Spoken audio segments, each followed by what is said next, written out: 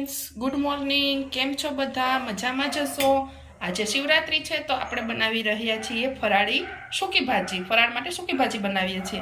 તેના માટે મેં અહીંયા બટેટા લીધા છે જેના આપણે આ રીતના પીસ કરી અને કુકરમાં બાફવા મૂકી રહ્યા છીએ। હવે એની અંદર આપણે થોડા દાણા પણ જોડે બાફવા નાખી દઈશું જેથી તે બટેટાની જોડે દાણા પણ મસ્ત બફાઈ જાય।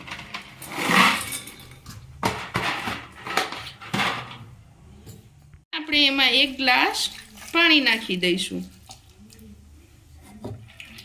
પાણી થોડું મૂકવું જેથી બટેટા પણ વ્યવસ્થિત બફાઈ જાય અને પાણી વધે નહીં। હવે એમાં સ્વાદ પ્રમાણે થોડું મીઠું એડ કરીશું।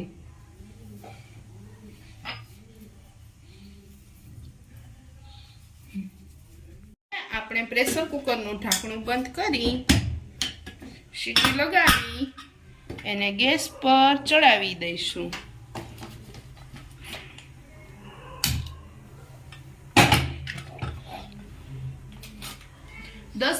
10 મિનિટમાં આપણા બટેટા અને દાણા બફાઈ જશે। 3 વિસલ આવવા દઈશું।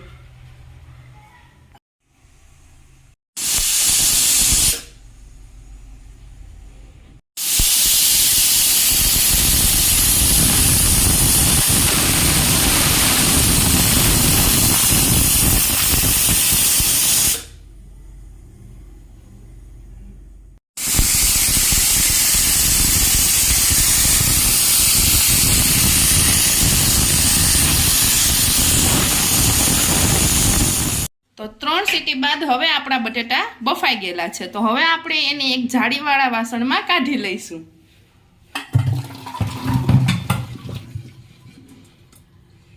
हवे एने थोड़ीवार माटे ठंडा थवा दईशुं।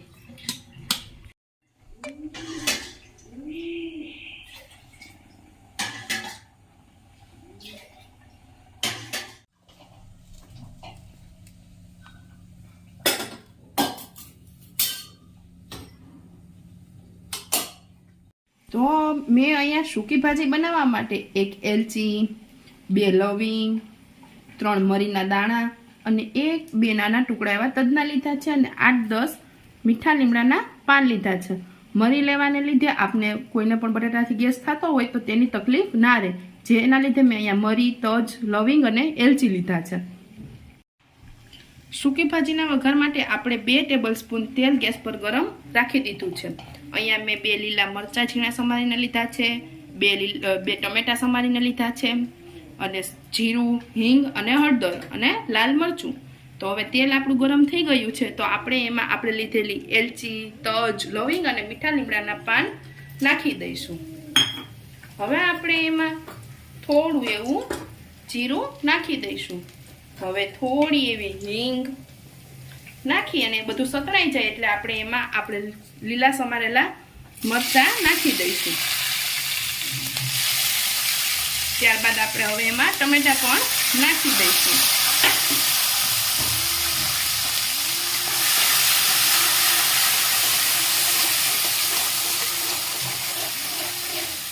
હવે સરખી રીતે એને સાતળશું।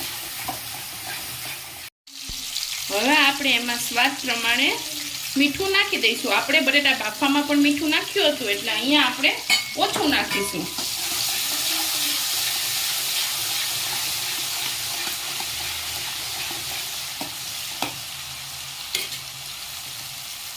હવે મીડિયમ ગેસ પર આને થોડીવાર કૂક થવા દઈશું।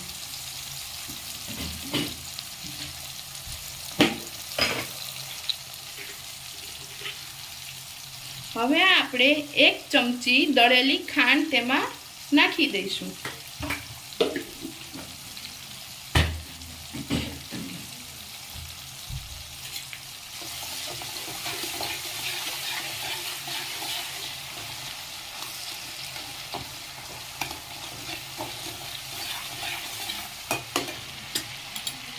હવે આપણે એમાં થોડી હળદર નાખી દઈશું।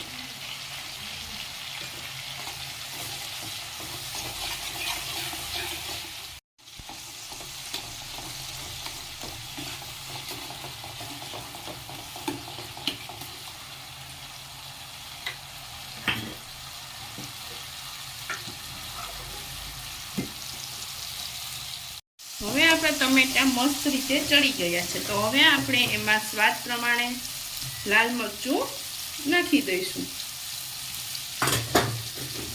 ને 1 ચમચી ધાણા જીરું નાખી દઈશું.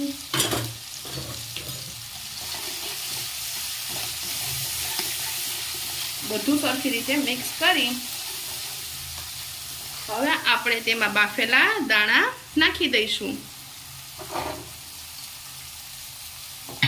તેને 2 મિનિટ માટે આ રીતના હલાવતા રહેશું.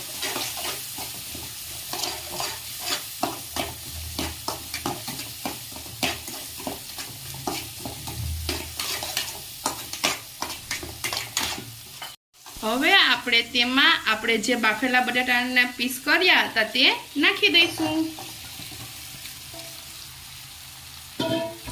અને એને સરખી રીતે મિક્સ કરી લઈશું આ રીતના.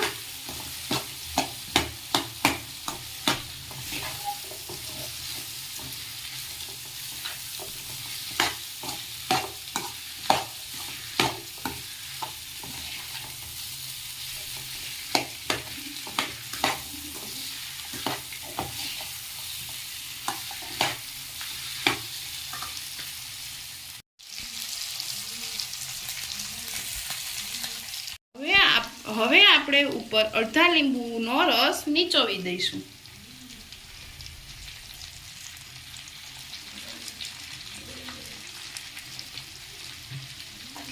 હવે તેને સરખી રીતે મિક્સ કરી 2 મિનિટ માટે ઢાંકીને રહેવા દઈશું.